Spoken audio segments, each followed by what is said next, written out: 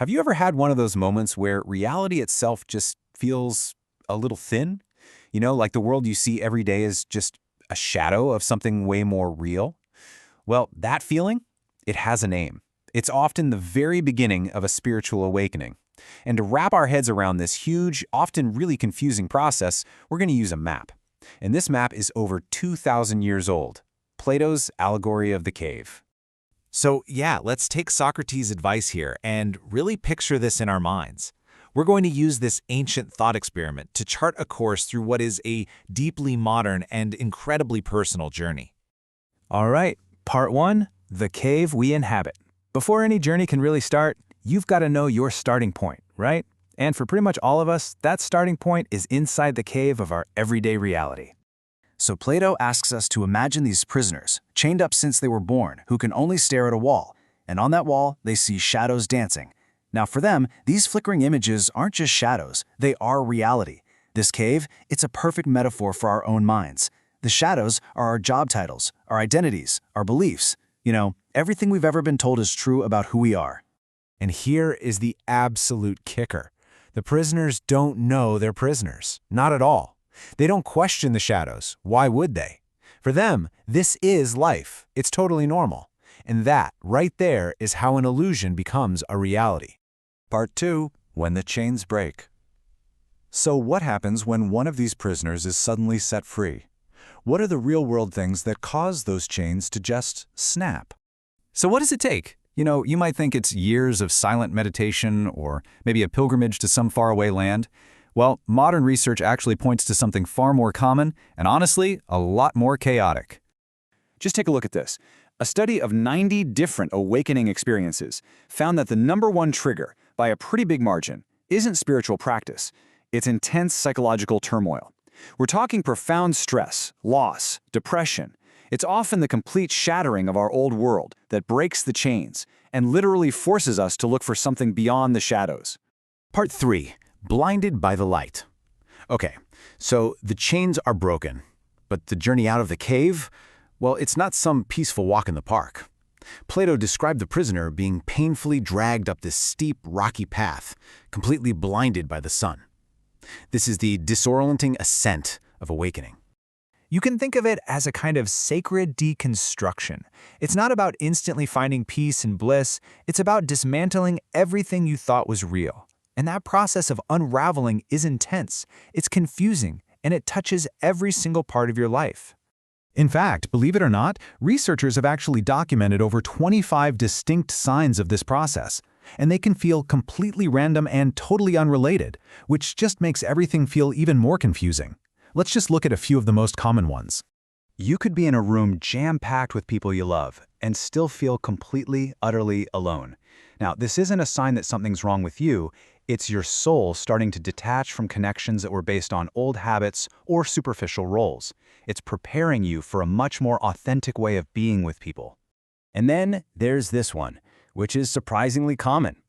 Waking up consistently between 2 and 4 in the morning. Some spiritual traditions actually call this the sacred window, a time when the veil between the conscious and subconscious is at its thinnest, and you can get this deep, energetic reset. And then there's this feeling of a sacred homesickness.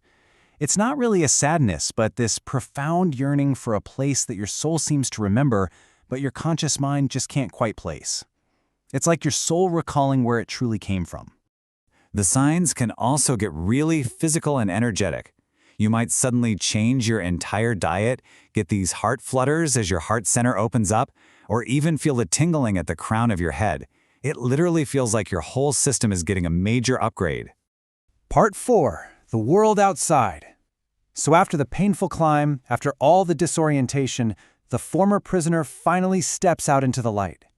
For the very first time, they see the sun, and they understand that it was the true source of the shadows they believed in their whole life. This is that peak experience, what it's like to see the sun. So what is this peak experience exactly? Well, researchers define it as a temporary, and that's a key word, but profound expansion of your awareness. This isn't just about feeling good. It's a moment of piercing clarity, a sudden deep revelation about how reality actually works. So what does it actually feel like? Well, across countless reports, the descriptions are strikingly similar. People talk about an overwhelming peace, a sense that everything around them is intensely alive, and the boundary between you and everything else just dissolves. It's a direct, undeniable experience of total unity. And this is probably the single most important thing to get about all of this. Awakening isn't about gaining something you didn't have or becoming a better person. It is about remembering who you've always been underneath all those layers of conditioning. It's a homecoming, a return to your truest self. Part 5. Returning to the shadows. So you see, the journey doesn't just end out there in the sunlight. In the allegory, the enlightened person feels this pull to go back into the cave and help the others. And this leads to what is maybe the hardest part of all, integrating a new reality. I mean, how do you live in a world of shadows once you've seen the sun? That peak experience, that moment of seeing the sun, it might only last for a second, but its after effects can be permanent.